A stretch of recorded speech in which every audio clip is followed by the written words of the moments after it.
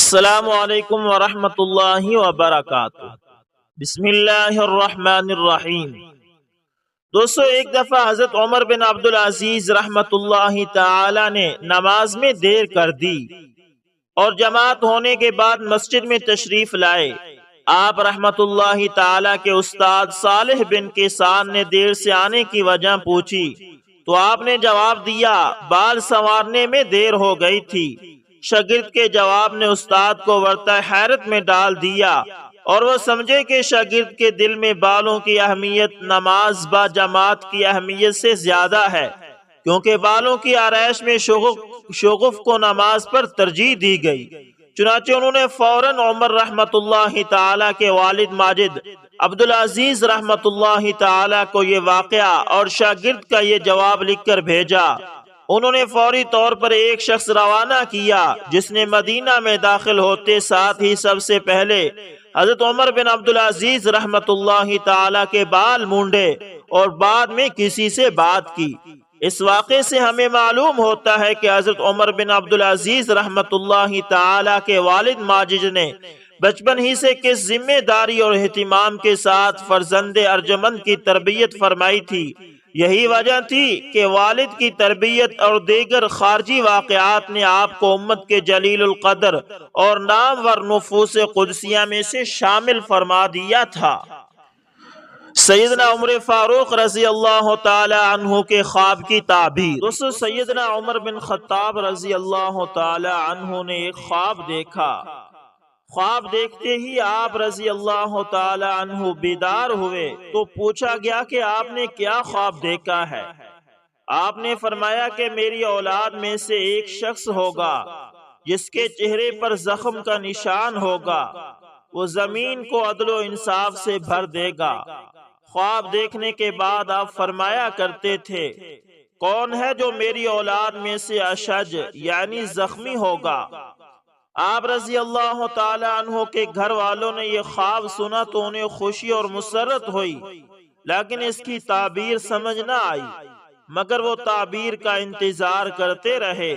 سیدنا عمر رضی اللہ تعالی عنہ کے صاحبزادے حضرت عبداللہ رضی اللہ تعالی عنہ تو اکثر اپنے والد کا یہ قول دہراتے رہتے تھے کہ کاش مجھے معلوم ہوتا کہ عمر رضی اللہ تعالی عنہ کی اولاد میں وہ کون ہے جس کے چہرے پر زخم کا نشان ہوگا اور وہ میری سیرت اپنائے گا اور زمین کو عدل و انصاف سے بھر دے گا۔ زمانے کی گردش جاری رہی، انقلابات در رونما ہوتے رہے، شب و روز گزرتے گئے۔ خواب دیکھنے والے حضرت عمر فاروق رضی اللہ تعالی عنہ بھی جام شہادت نوش فرما گئے، لیکن آپ کی یہ بات زبان بہ زبان نقل ہوتی چلی گئی۔ عمر بن عبدالعزیز رحمت اللہ تعالی ابھی بچپن کے سنہرے دور میں ہی تھے کہ اپنے والد سے ملنے مصر گئے۔ جب حلوان پہنچے تو اپنی عادت کے مطابق اٹلا اٹلا کر چل رہے تھے۔ سیر کرتے کرتے دونوں گھوڑوں کے استبل تک پہنچ گئے، ساتھ ان کے اخیانی بھائی اسبغ بھی سیر کر رہے تھے۔ عمر بن عبدالعزیز رحمت اللہ تعالی بے خبر ہو کر گھوڑوں کے پیچھے سے گزر رہے تھے کہ ایک خچر نے آپ کو دولتی ماری جو آپ کی پیشانی پر پڑی۔ پیشانی سے خون کا فوارہ نکلا اور ایک گہرا زخم ہو گیا۔ اسبغ نے خون ابلتے دیکھا تو بجائے پریشان ہونے کے بجائے ہنسنے لگے اور بے ساختہ ان کی زبان سے نکلا، اللہ اکبر، یہ بنی مروان کا اشج ہے جو حکمران ہوگا۔ گویا آپ رحمت اللہ تعالی کے بھائی نے سیدنا عمر فاروق رضی اللہ تعالی عنہ کے خواب کی تعبیر بتا دی۔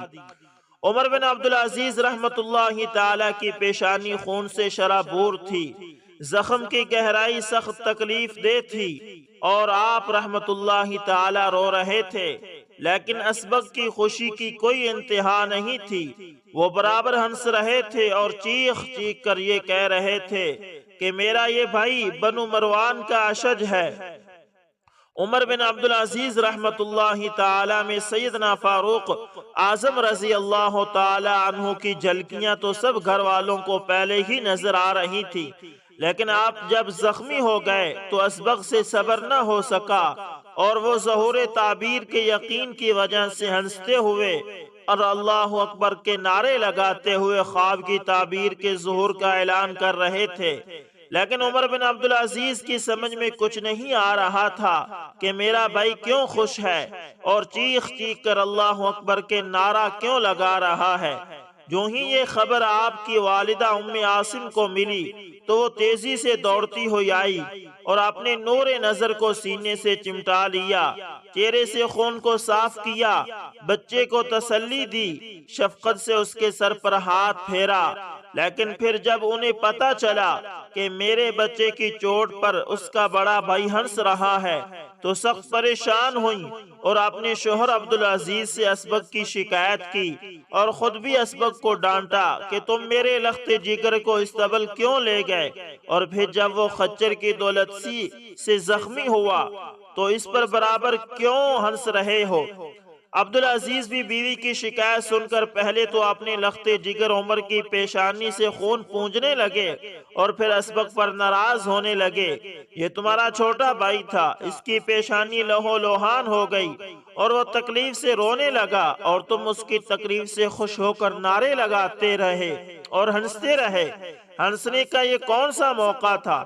اسبغ نے باپ کی ڈانٹ سن کر یہ کہا، ابا یہ بات نہیں، مجھے اس وجہ سے ہنسی آئی ہے کہ میرا بھائی گرا ہوا اور اس کو تکلیف سے میں دیکھ کر خوش ہوا، بلکہ میں خوش اس وجہ سے ہوا کہ میں اپنے بھائی کے اس زخم کے نشان کے علاوہ وہ تمام علامتیں بھی دیکھتا تھا جو خواب میں سیدنا فاروق اعظم رضی اللہ تعالیٰ عنہ نے دیکھی تھی۔ پھر جب یہ گر کر زخمی ہو گیا تو مجھے اس زخم سے خوشی اور مسرت ہوئی کیونکہ اس میں تمام علامات مکمل ہو گئی تھی، اور اللہ کی قسم یہ بنو امیہ کے اشج ہیں، یعنی وہ زخمی ہیں جن کے بارے میں سیدنا عمر فاروق رضی اللہ تعالی عنہ نے خوشخبری دی تھی۔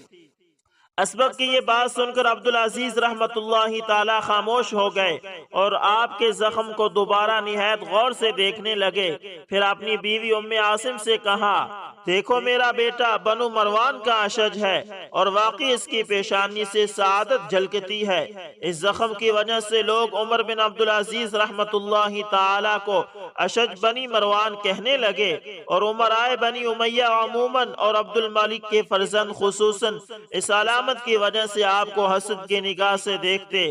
لیکن روایات میں ہے کہ عبد الملک بن مروان اپنے اس بھتیجے کو بچپن ہی سے نہایت محبت کی نگاہ سے دیکھتے تھے، اپنے قریب بٹھاتے اور آپ کے سر پر دستے شفقت پھیرا کرتے تھے، اور جب کبھی کوئی ان کی بات پر اعتراض کرتا تو فرماتے، تمہیں کیا پتا کہ اس بچے کا کیا مقام ہے، یہ سر پر آرائے خلافت ہوگا، کیونکہ یہ اشج بنی مروان ہے اور سیدنا فاروق اعظم رضی اللہ تعالی عنہ کے خواب کی تعبیر ہے یہ کہ جب انہوں نے کہا تھا کہ جب زمین ظلم و جور سے بھر جائے گی تو یہ یعنی عمر بن عبدالعزیز رحمت اللہ تعالی ہی اسے عدل و انصاف سے بھرے گا، پھر میں اس کو مقرب اور محبوب کیوں نہ بنا لوں۔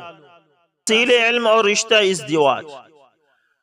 حضرت عمر بن عبدالعزیز رحمت اللہ تعالی کا لڑکپن کا زمانہ تھا۔ باپ بیٹے کو شدید محبت کرنے کے باوجود مصر سے مدینہ منورہ تحصیل علم کے لیے بھیجنا چاہتا تھا۔ بیٹے کو بھی باپ کے ارادے کا علم ہو گیا۔ انہوں نے والد سے پوچھا، اس کے علاوہ آپ کی اور کوئی خواہش ہے؟ باپ نے جواب دیا، اور تو کوئی خواہش نہیں، بس یہی آرزو ہے کہ تو مدینہ منورہ جائے اور وہاں کے علماء اور فقہاء سے علم حاصل کرے، ان سے زمانے میں رہنے کے آداب سیکھے۔ امید ہے کہ یہ بات تیرے اور میرے دونوں کے لیے مفید اور نفع بخش ثابت ہوگی۔ بیٹا یعنی عمر بن عبدالعزیز رحمت اللہ تعالی باپ کے ان جذبات کو سن کر مدین کی طرف چل پڑا اور عنفوان شباب ہی میں علم و دانش اور حدیث و فقہ کی تعلیم حاصل کر لی۔ اسی اثنا میں ان کے والد کا انتقال ہو گیا تو ان کے تایا عبد الملک بن مروان نے ان کی طرف ایک آدمی بھیجا اور انہیں اپنے بچوں میں شامل کر لیا، اور بعد میں اپنی بیٹی فاطمہ کو ان کے حوالہ عقد میں دے دیا، جن کی شان کے بارے میں کسی شاعر نے کہا تھا جس کا ترجمہ یہ ہے، یعنی وہ ایک خلیفہ کی بیٹی تھی اور اس کا دادا بھی خلیفہ تھا، وہ خلفاء کی بہن تھی اور اس کا شوہر بھی خلیفہ تھا۔ استاد اور شاگرد کا روحانی تعلق۔ حضرت عمر بن عبدالعزیز رحمت اللہ تعالی کے ایک استاد عبید اللہ بن عبداللہ رحمت اللہ تعالی تھے۔ آپ رحمت اللہ تعالی کو ان سے بڑی محبت و عقیدت تھی اور آپ رحمت اللہ تعالی ان کو سب پر ترجیح دیتے تھے اور ان کی مجلس میں کثرت سے آتے جاتے تھے، کیونکہ آپ علم کا ایک بے پایا سمندر تھے۔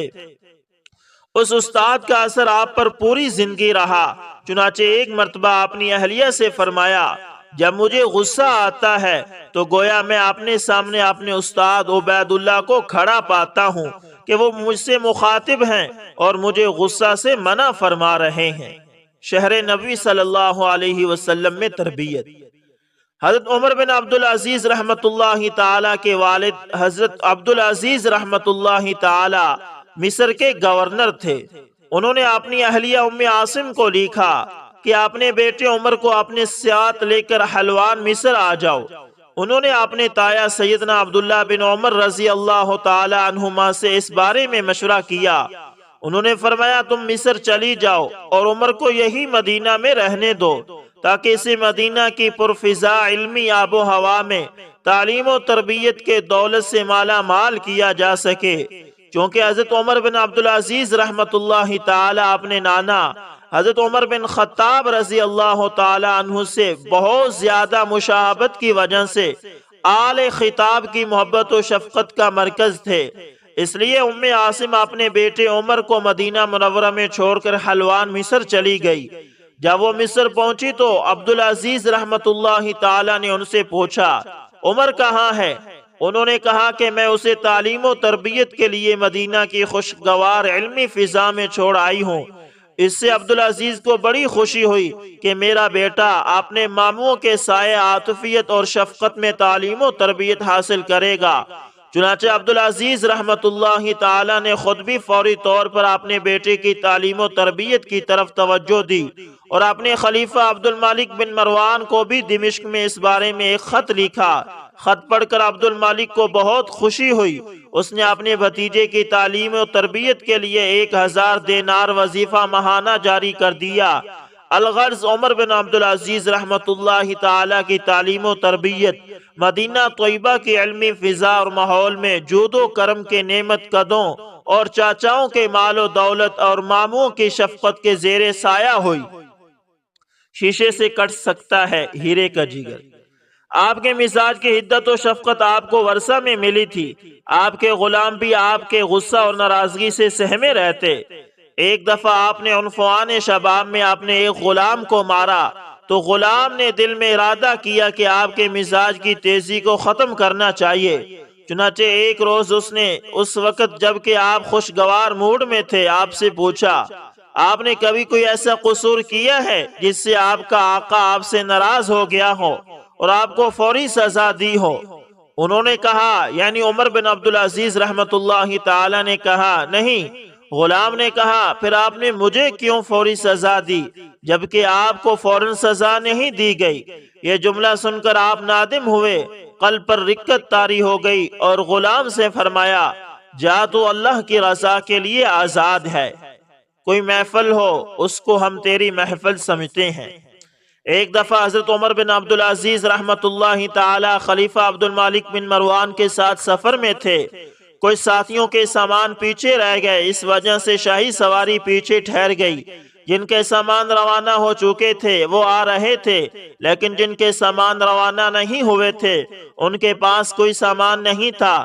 بس اتنی سی بات پر حضرت عمر بن عبدالعزیز رحمت اللہ تعالی کو آخرت یاد آ گئی اور آپ فرتے تاثر سے رو پڑے۔ خلیفہ عبد الملک نے رونے کا سبب پوچھا تو فرمایا، کل قیامت کے روز بھی ایسا ہی ہوگا کہ جس نے یہاں سے کچھ عمل صالح بھیجا ہوگا تو اسے تو وہاں اچھا بدلہ ملے گا اور جس نے نہ بھیجا ہوگا وہ محروم رہ جائے گا۔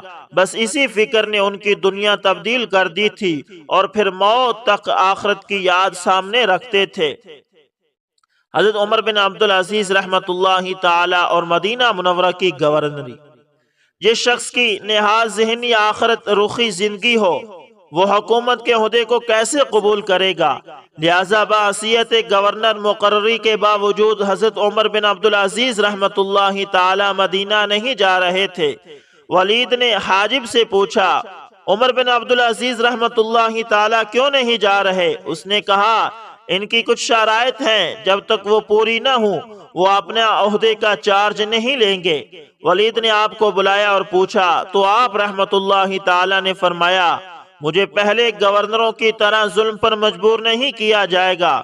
ولید نے ان کی یہ شرط فوری طور پر منظور کرتے ہوئے کہا، تم حق پر عمل کرنا، خواہ ایک درہم بھی شاہی خزانے میں نہ آئے۔ حضرت عمر بن عبدالعزیز رحمت اللہ تعالی جو ہی گورنر کی حیثیت سے مدینہ منورہ پہنچے تو سب سے پہلے کام جو آپ نے یہاں کیا وہ یہ تھا کہ وہاں کے 10 بڑے فقہاء اور علماء کو اپنے پاس بلایا۔ ان علماء کے نام یہ ہیں: عروہ بن زبیر، عبید اللہ بن عبداللہ، سلیمان بن یسار، قاسم بن محمد بن ابی بکر، سالم بن عبداللہ، خارجہ بن زید، ابو بکر بن عبد الرحمن، ابو بکر بن سلیمان بن ابی حسمہ، عبداللہ بن عامر بن ربیعہ، سعید بن مسیب رحمہم اللہ۔ علامہ صاحبی نے لکھا ہے کہ نماز زور پڑھ کر ان کو بلایا اور ان سے ایک مختصر سا خطاب کہا، جس میں آپ رحمت اللہ تعالی نے فرمایا، میں نے آپ حضرات کو ایک ایسے کام کے لیے بلایا ہے جس میں ایک تو آپ ماجور ہوں گے اور دوسرے آپ کو حق کا ساتھی ہونے کا انعام ملے گا۔ میں آپ حضرات سے مشورہ کیے بغیر کوئی کام نہیں کرنا چاہتا، لہذا آپ کے ذمہ لازم ہے کہ جب آپ حضرات کسی کو ظلم کرتے ہوئے دیکھیں یا آپ کو کسی عامل کے ظلم کی اطلاع ملے تو میں آپ کو خدا کی قسم دیتا ہوں کہ آپ اس کی ضرور مجھے اطلاع دیں۔ ایک گورنر کے منہ سے یہ کلمات سن کر ان حضرات کو حیرانگی بھی ہوئی اور خوشی اور مسرت بھی، کیونکہ انہوں نے آج تک کسی گورنر کے منہ سے ایسی بات نہیں سنی تھی۔ لہٰذا یہ فقہاء رحمہم اللہ حضرت عمر بن عبدالعزیز رحمت اللہ تعالی کو دعائیں دیتے ہوئے واپس اپنے گھروں کو چلے گئے۔ حضرت عمر بن عبدالعزیز رحمت اللہ تعالی کا علماء سے رہنمائی لینا۔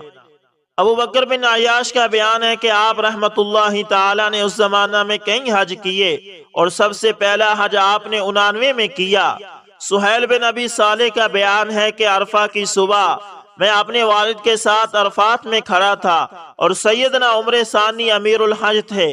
میں نے اپنے والد سے کہا کہ میں انہیں دیکھنا چاہتا ہوں۔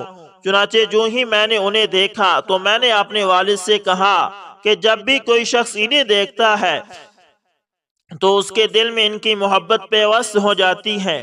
اور آپ نے تو سیدنا ابو ہریرہ رضی اللہ تعالی عنہ سے سنا ہے کہ رسول اللہ صلی اللہ علیہ وسلم فرماتے ہیں کہ اللہ تعالیٰ جب کسی شخص سے محبت فرماتے ہیں تو جبرائیل امین علیہ السلام سے فرماتے ہیں کہ میں فلاں شخص سے محبت کرتا ہوں، بس تم بھی اس سے محبت کرو۔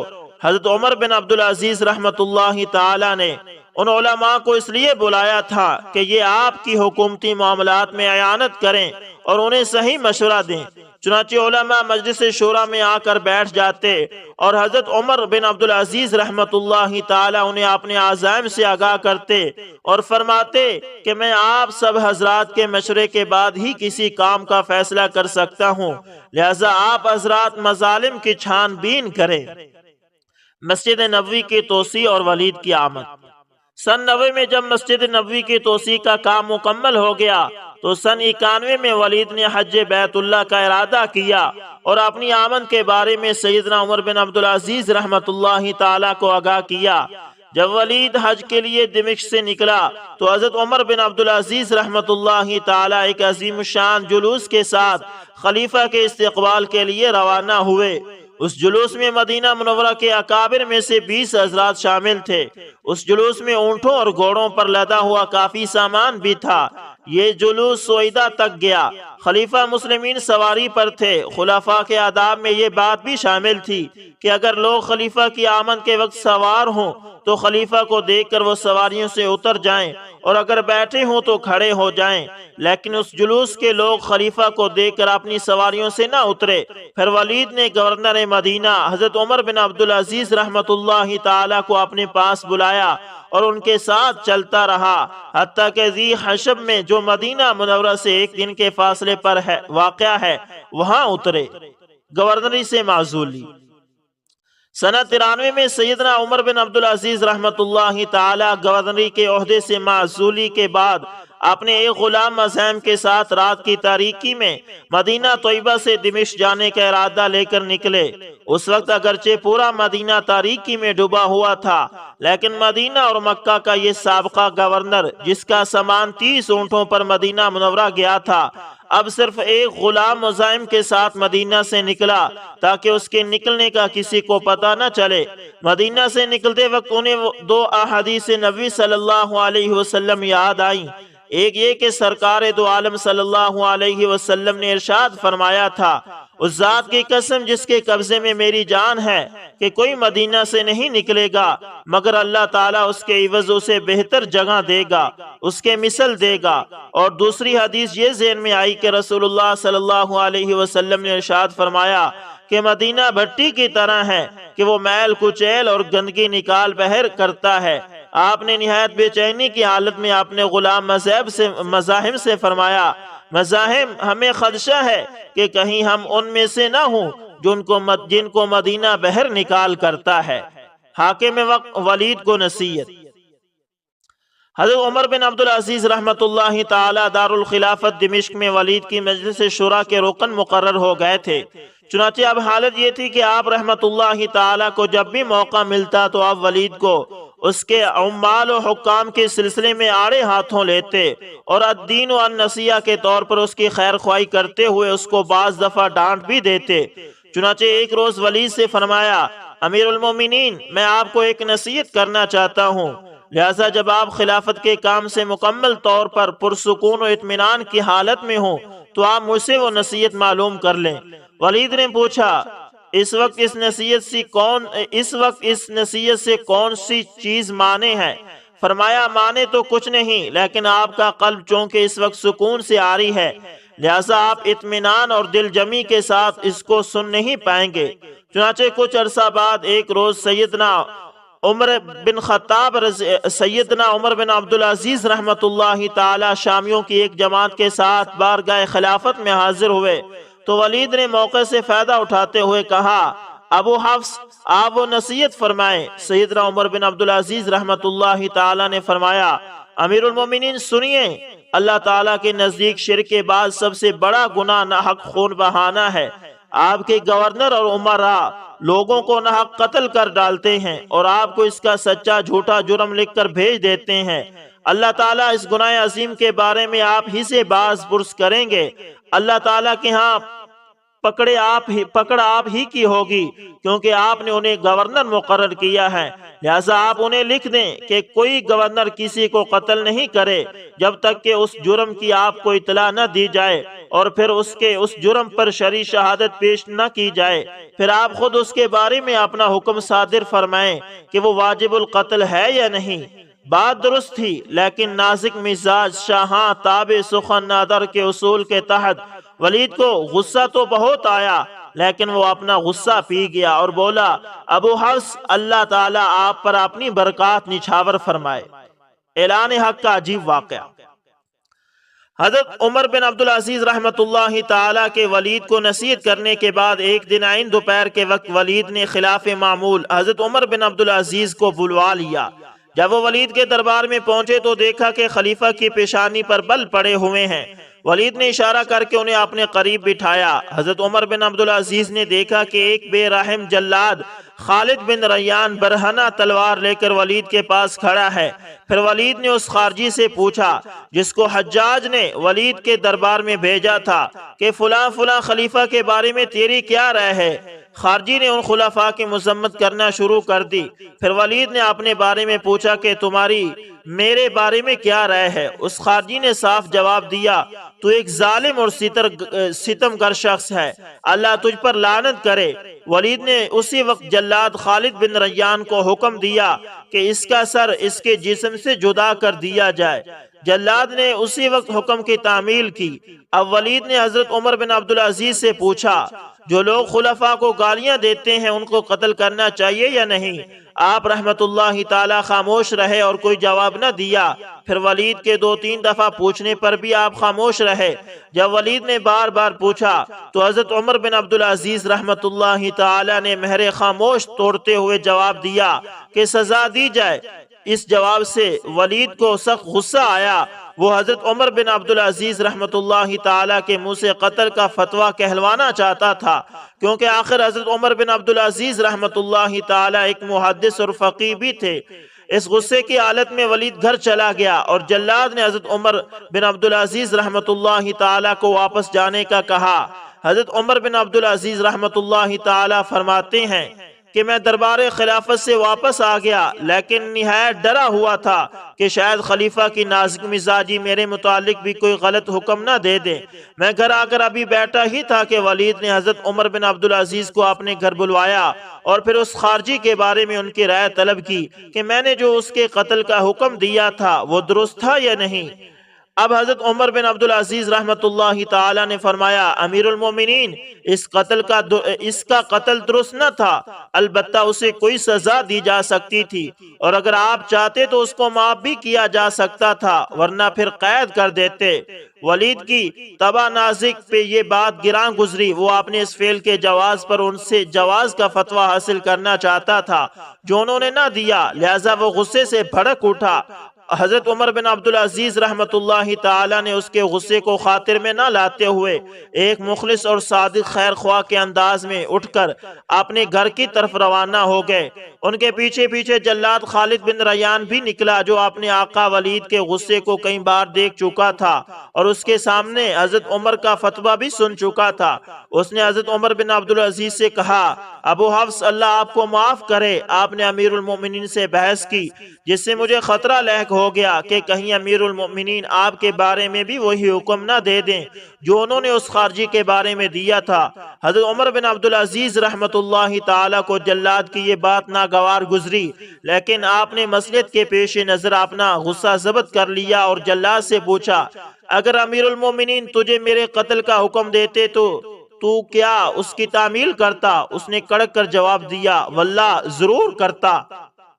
حضرت عمر بن عبدالعزیز رحمت اللہ تعالی اس کا جواب پر خاموش ہو گئے، لیکن جلاد کی اس بات کو انہوں نے نہایت خانہ دل میں محفوظ کر لیا تھا۔ تو دوستو، یہ تھے حضرت عمر بن عبدالعزیز رحمت اللہ تعالی، جن کی زندگی کے چند گوشے آپ کی نظر کیے ہیں کہ وہ بہت عابد زاہد تھے اور ایک گورنر بھی تھے، اور وقت کے امیر المؤمنین یعنی وقت کے بادشاہ کو بھی نصیحت کرنے سے باز نہیں آتے تھے، یعنی حق کی بات کہنے سے وہ بالکل بھی نہیں ڈرتے تھے۔